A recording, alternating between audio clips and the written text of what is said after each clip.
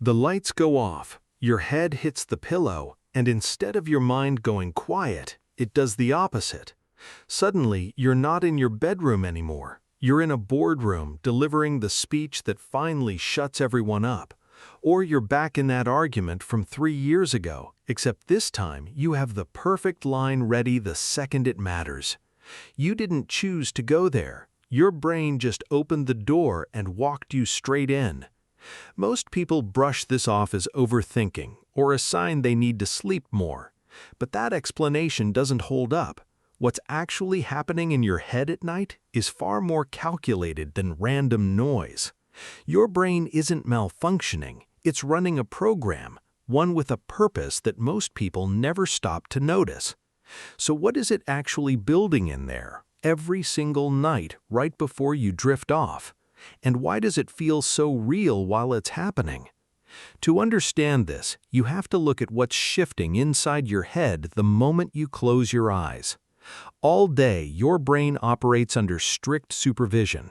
Every irritating comment you swallow, every impulse you hold back, every emotion you're not allowed to show at work or in public, all of it gets filtered through your prefrontal cortex, the part of your brain responsible for logic, restraint, and decision-making.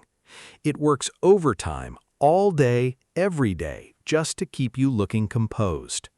But the second you lie down in the dark, that supervisor clocks out. Researchers call this transitional window the hypnagogic state, the stretch of time between being awake and being asleep. Your logical brain begins powering down first, exhausted from hours of control. Meanwhile, your limbic system, the emotional core of your brain, is still fully alert, and now there's nothing left to distract it. No phone, no noise, no tasks, just you, alone with everything you buried during the day. Here's the twist. Since your logical brain has already checked out, it can no longer process those buried emotions the normal way, through calm, rational thought.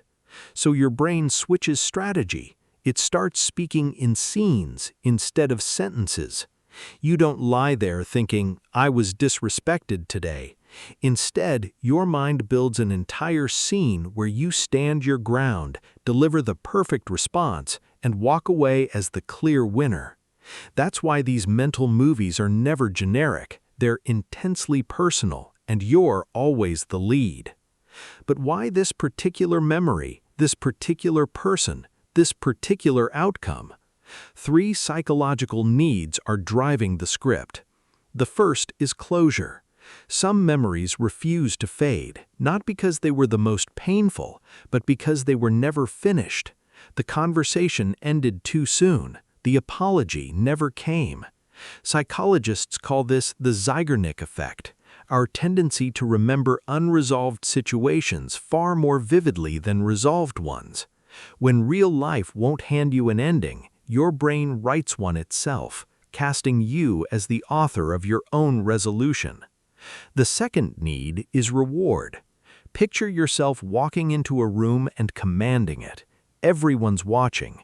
The person who overlooked you finally regrets it. This isn't random fantasy, it's dopamine at work.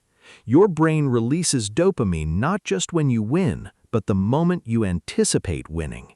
In your imagination, there's no risk of rejection, no chance of humiliation. You control every outcome.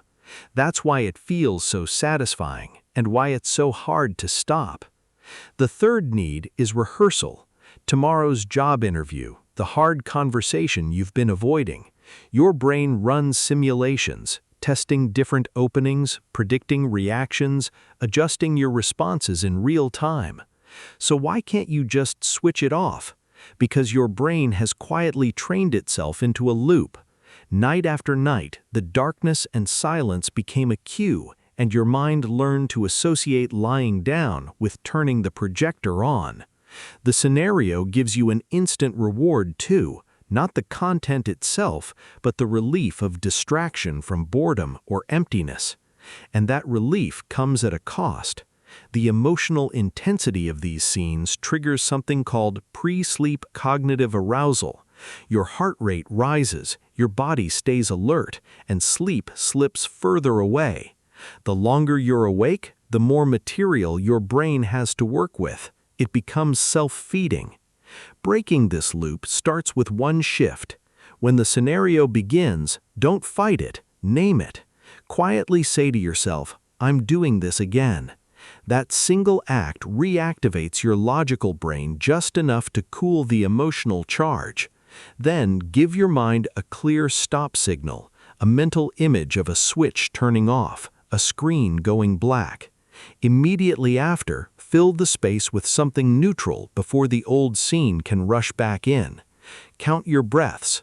Picture a quiet shoreline. Anything that occupies your mind without feeding it a story.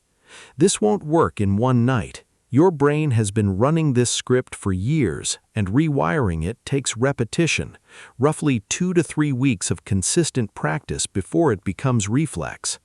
If it helps, set aside 15 minutes during the day to consciously worry, writing everything down on paper so your mind doesn't feel the need to relitigate it at midnight. Here's the part worth remembering. Having a mind that builds these elaborate nightly scenes doesn't mean something is wrong with you. It means you have a sensitive, active inner world and a protective mechanism that's simply working harder than it needs to.